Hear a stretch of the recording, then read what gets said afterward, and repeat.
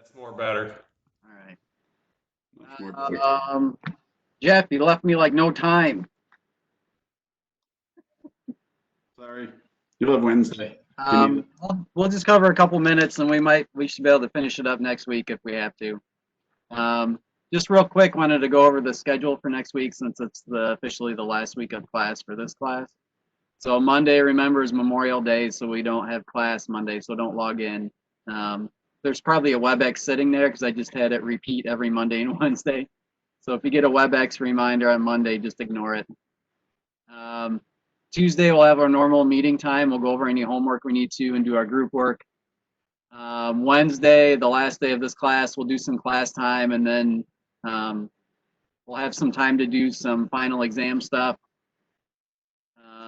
We've been talking about it. We're debating a two-part final at this point, maybe like a multiple choice on e-learning, and then doing something during our class time on Wednesday, like a 337 form or logbook entry or something of those lines. But we'll have something more concrete for you next Tuesday. And then the following Monday, June 1st, is when we start the 4965 lecture. Just wanted to update everybody on the schedule. Quick run through here, logbook entries. Just a reminder about maintenance and logbook entry in general. Remember, if you're working on Part 91 aircraft, that it's the owner and operator that are responsible for maintaining the aircraft. And then it's also the owner operator shall ensure that the maintenance personnel make appropriate entries in the aircraft maintenance record. So it's basically the owner operator's responsibility to get their aircraft maintained, get their annual inspections, do their ADs, all that sort of stuff. And then it's on the owner or operator to make sure that their logbooks are in proper order for you to inspect. Quick rundown on logbooks. We've seen these out in the lab before, so just wanted to show you some pictures of some different logbooks. Remember, if there's always going to be an aircraft, there's going to be engine logbooks, one for each engine. If your airplane has propellers, there'll be a logbook for each propeller. They could be paper, like the ones we have in our airplanes in lab, or when you start working on bigger airplanes, they're most likely going to be all electronic. They won't even have paper logbooks. So you might just be on a computer or on your smartphone or a tablet doing logbook entries and researching logbooks. If you have actual paper logbooks, they typically do not stay in the aircraft. They'll stay at like an airline base or the operator's base. The only exception would be like discrepancy sheets on board commercial aircraft, or even at Western, they carry their little clipboards with their discrepancy sheets on them. And then if your airplane has an MEL and the stuff that goes along with that, that'll be on board the airplane. But the normal logbooks typically are not on board the airplane. And again, the owner operator is required to maintain the logbooks. And then I already said that. So if you had a twin recip aircraft, they would have 5 total logbooks, one for the airplane, one for each engine, and then one for each propeller. So they would have 5 total logbooks. And then the logbooks always follow the aircraft when it's sold. And then your engine propeller logbooks will follow the product. So if we remove an engine off an aircraft and it goes in for overhaul, the logbook goes with it in case it gets installed on a different airplane.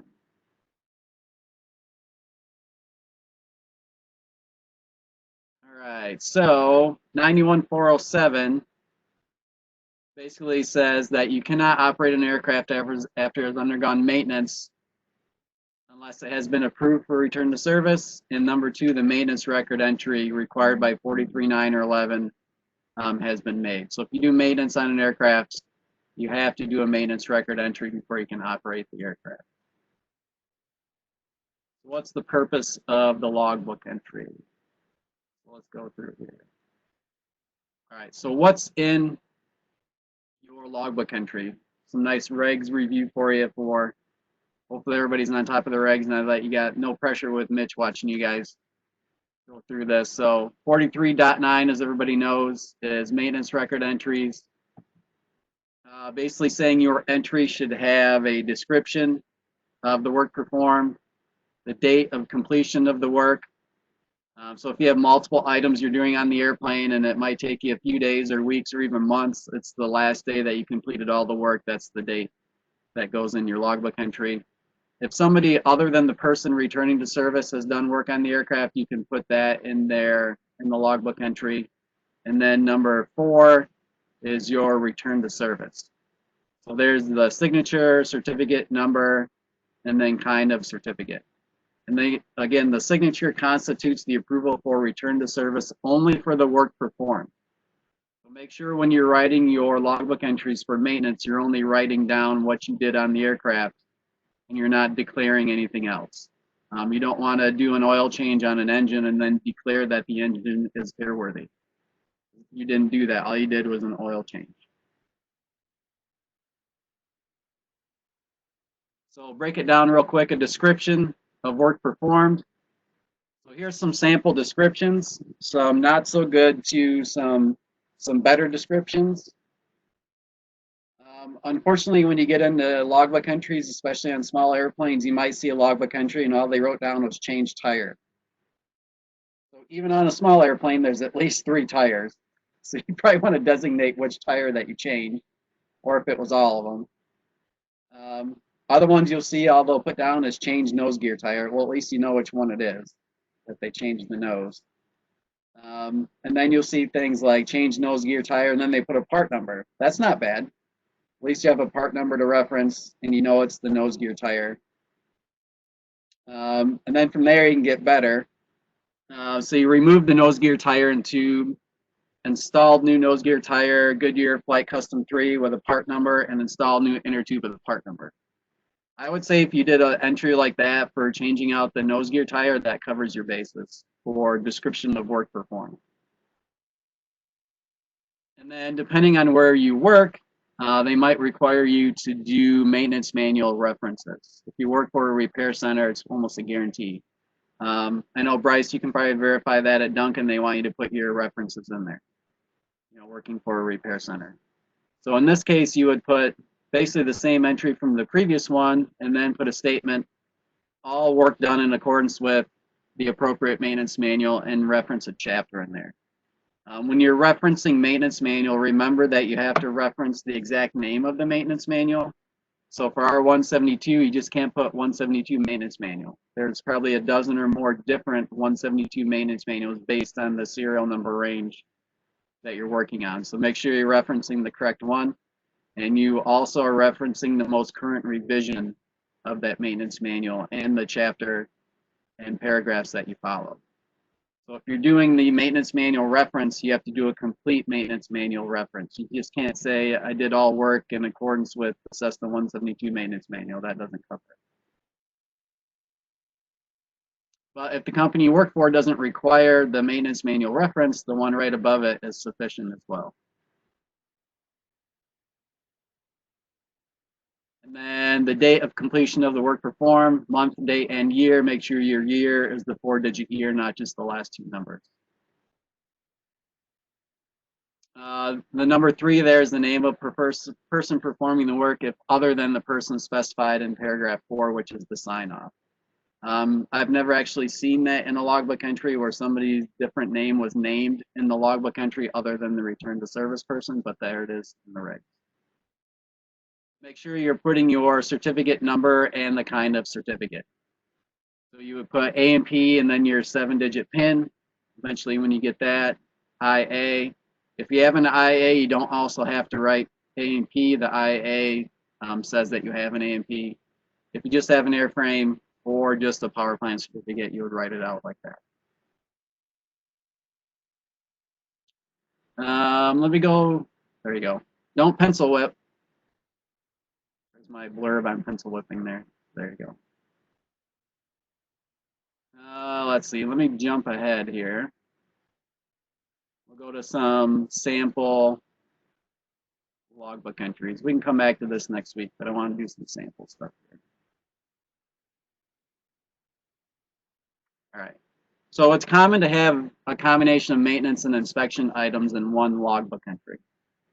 So here's a sample logbook entry from a twin engine aircraft. So we have a very long list of maintenance items. And then at the bottom, the aircraft also had an annual inspection. So obviously here we had an annual inspection that brought up a few discrepancies, and then the maintenance to fix all those. And so then you have a record entry that's a combination of both maintenance and inspection. It's very common. You wouldn't do annual inspection entry and then another entry just for the maintenance itself. So you put them all into one.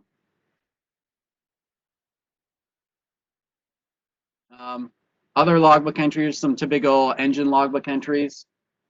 When you're doing inspections on an aircraft, there's nothing in the regulations that say you have to say that your engine or propeller has had an annual.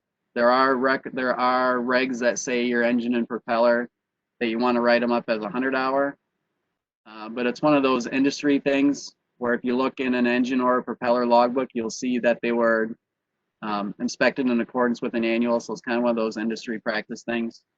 You'll have some people that do it, some don't, but I think most mechanics in the GA world will write up annual inspection logbook entries for their engines and propellers. The thing you want to do with your engine logbook entries is we always put our engine model number in there, our serial number, and then the engine time, which is usually a time since overhaul or a time since new, if the engine was rebuilt or it was new. And then, so put time since overhaul. Sometimes you could put a total time in there as well, but the time since overhaul is the big one for overhauled engines. AD compliance logbook entries. I think we've done this in several of my classes, but you always want to start out with your AD number. You know, complied with the AD number and then write down what you did. Complied with AD 2004-2105 by, and then a brief description of what you did. If there's like test results, write those in there. If it's recurring, write when the recurring process is, and anything else, any other maintenance that went along with your AD logbook entry. An oil change, when you work on small airplanes, you do a lot of oil changes. So those are very simple. Basically that you drain the oil, removed and cut open the oil filter, install the new filter, and then the quantity and the type of oil that you put back in the engine.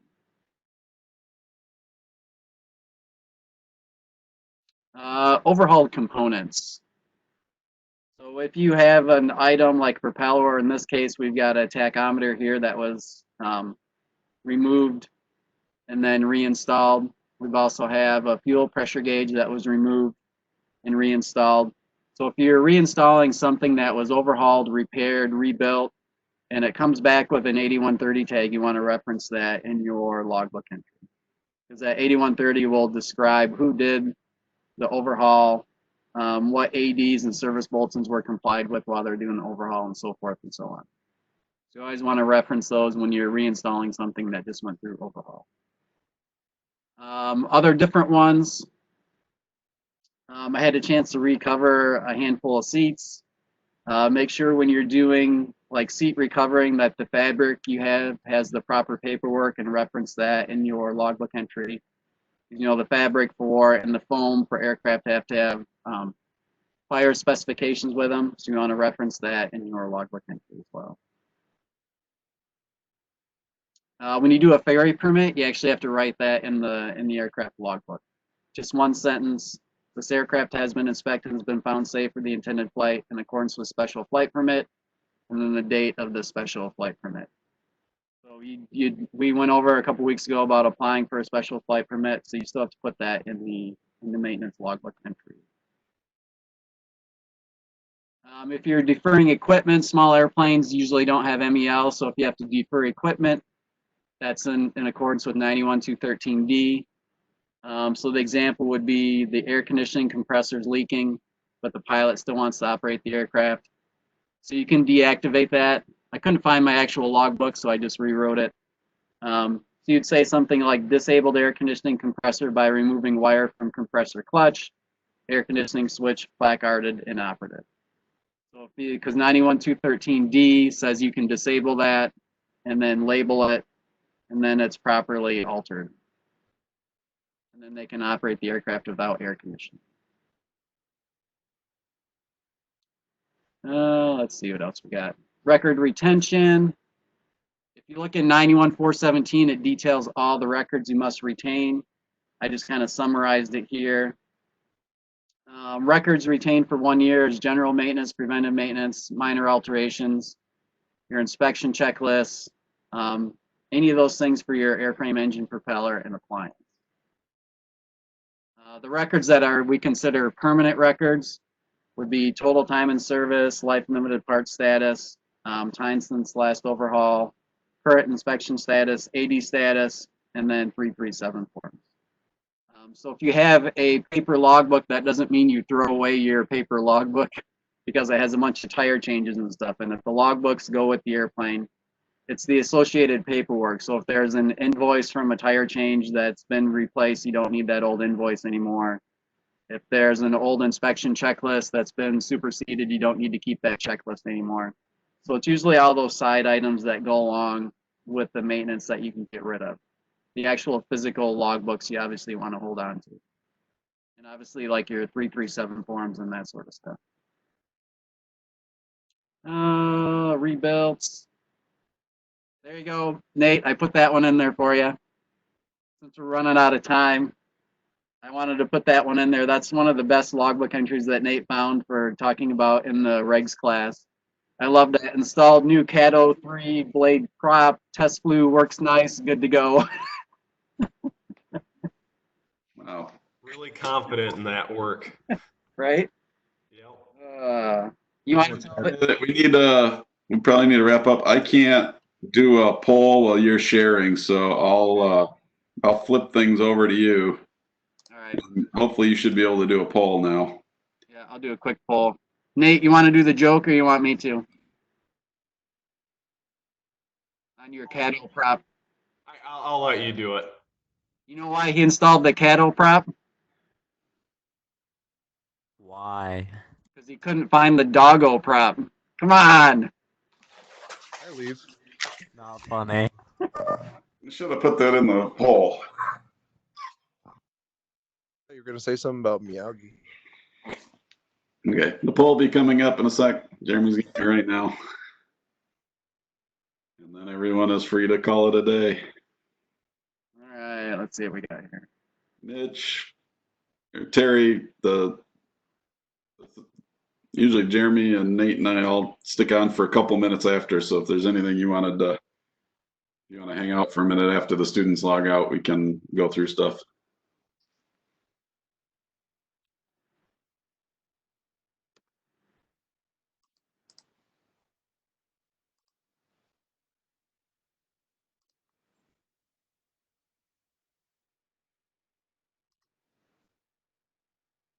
There you go. Attendance poll is live. And Jeremy, I started the recorder when you went. I'm not sure if it's still going. Yep. Yeah, it's still going. It is still going.